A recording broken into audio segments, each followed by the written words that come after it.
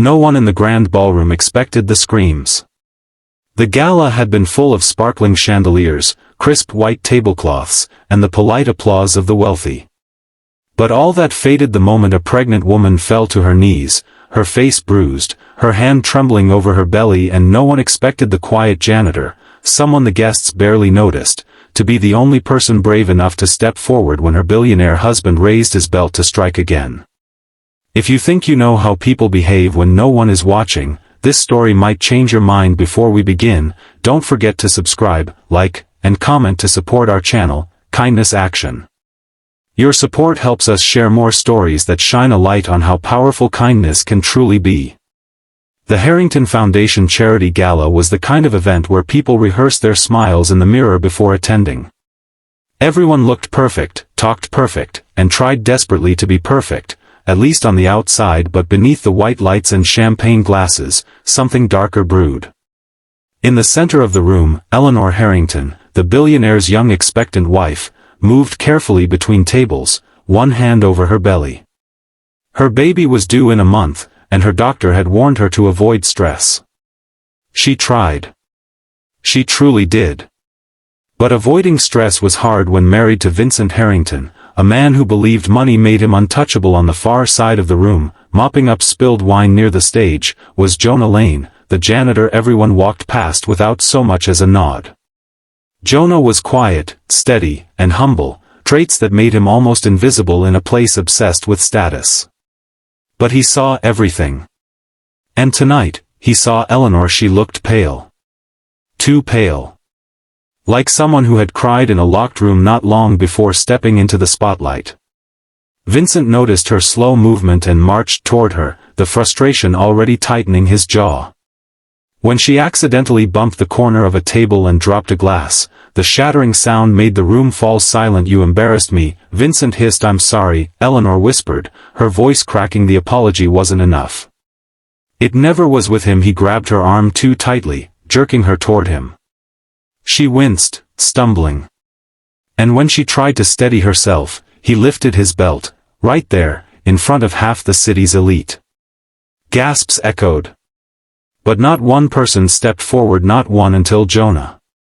Jonah dropped the mop, his gloves still dripping, and crossed the room in long, determined strides. He didn't pause to think about consequences. He simply saw a woman in danger and moved. "Touch her again," he said, voice low but full of iron. "I dare you." The words sliced through the ballroom like a blade. Everyone froze, especially Vincent, stunned that a janitor had challenged him. Eleanor fell back onto the floor, holding her belly, breathing hard. Jonah knelt beside her, placing a gentle hand on her shoulder. "You're okay," he murmured. "I'm right here." Vincent's face twisted with rage. "How dare you talk to me like that? Do you know who I am?" Jonah didn't stand. He didn't posture or shout. He simply looked up at Vincent with calm, steady eyes. "You're a man hurting a woman who needs care. That's all I see." The silence that followed felt heavy, like the room itself was holding its breath. For years, Vincent had relied on fear to get what he wanted. But tonight, facing a janitor who had nothing to lose and everything to stand for, he suddenly looked smaller. Guests moved uneasily, whispering. Some took out their phones. The world had changed, and Vincent realized too late that power no longer guaranteed silence from others. Security approached, unsure whom to support. After all, the billionaire paid their salaries. But when two waitresses stepped forward, followed by a young man near the back who said, "He's right. Leave her alone," the tide shifted. Vincent pointed at Jonah, sputtering, "You're finished. Fired." "I don't think he's the one who needs to worry," someone from the crowd muttered loudly enough for others to hear. Vincent saw the phones recording. He saw the expressions, the disgust, the disapproval, and finally lowered the belt, backing away like a man suddenly aware of the cliff beneath his feet. Eleanor's breathing slowed as Jonah helped her onto a chair. One of the servers brought water, another draped a jacket over her shoulders. After years of silence, she whispered, thank you for helping me." Jonah smiled softly. Anyone would have, but Eleanor shook her head. No, they wouldn't. Paramedics arrived minutes later. As they checked her vitals, Eleanor reached for Jonah's hand. "You saved my baby," she said quietly. "You saved me." When the police arrived, not for Jonah, but for Vincent, the ballroom buzzed with the shock of it all. Money had shielded Vincent for a long time. But tonight, kindness proved stronger. Days later, Jonah was called to the hospital to see Eleanor. She sat up in her bed, healthier now, her bruises fading. She told him she had filed for protection, gathered evidence, and, thanks to the people who recorded the event, had more than enough to keep herself and her child safe. "I want you to meet someone," she said, smiling gently as she held a newborn wrapped in a soft blanket. Jonah stared in awe. "He's beautiful. I named him Lane," she said, eyes warm.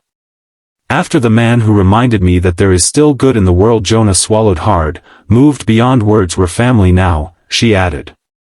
"Not by blood, but by kindness. Sometimes the bravest people are the ones no one notices. Sometimes the smallest act of kindness becomes the turning point in someone else's life." Jonah didn't have wealth, status, or influence. But he had courage, and he used it to stand up for a woman who desperately needed someone on her side, and that simple act changed everything. So wherever you are today, remember, kindness isn't weakness. Kindness is power, the kind that can save a life, heal a heart, or inspire a change the world desperately needs.